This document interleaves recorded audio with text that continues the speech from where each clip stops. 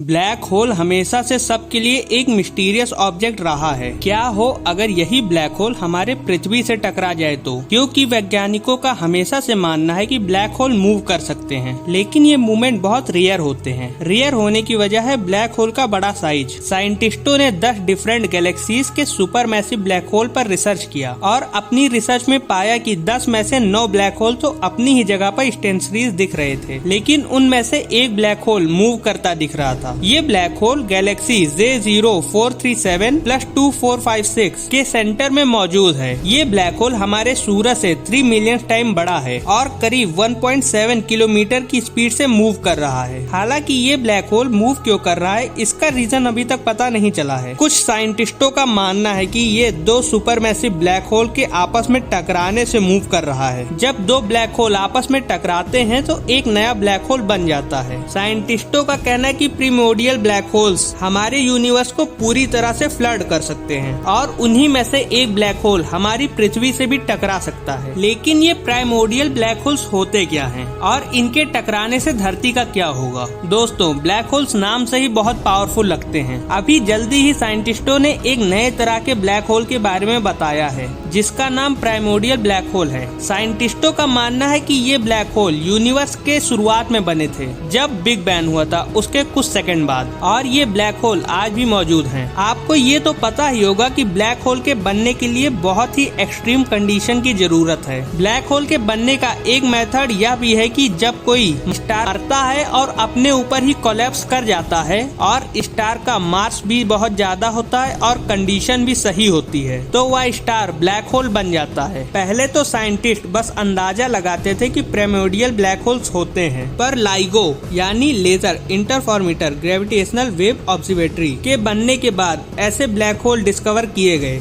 जिनका मास बहुत अजीब था। ये मास उस रेंज में था जिसमें standard star based black holes नहीं हो सकते, और बस ऐसे ही प्राइमोर्डियल ब्लैक होल्स चर्चा में आ गए। और दोस्तों, साइंटिस्टों ने अर्ली यूनिवर्स की एक चीज नोटिस की कि अगर ब्लैक होल के बनने के लिए सही कंडीशन है तो सिर्फ 1-2 नहीं, हजारों लाखों ब्लैक होल्स एक बार में बन सकते हैं। यहाँ तक ये भी कहा जा सकता है कि हमारे यूनिवर्स में इतने ब्लैक होल हैं कि वो डार्क मैटर के भी कुछ पोर्शंस को एक्सप्लेन कर सकते हैं। डार्क मैटर एक ऐसा मिस्टीरियस सब्सटेंस है जो कि कॉस्मोस के सभी मैटर्स का 80% हिस्सा है। जो ब्लैक होल मूव करते हैं वो बेहद ही फास्ट होते हैं। हमारे गैलेक्सी के डायनेमिक को ऑब्जर्व करके और कंप्यूटर सिविलाइजेशन रन करके ये पाया गया है कि एस्ट्रॉइड के मास वाले ब्लैक होल 100 माइल्स प्रति सेकंड के बेस वाली वेलोसिटी से मूव कर सकते हैं। इसका मतलब यह है कि ये जुपिटर से अर्थ की डिस्टेंस कुछ ही वीक्स में पूरा कर सकते हैं। तो क्या हमें इस बात से डरना चाहिए? क्या होगा जब पृथ्वी लड़ेगी ब्लैक होल से? सीधा बताऊं तो तबाही मच जाएगी।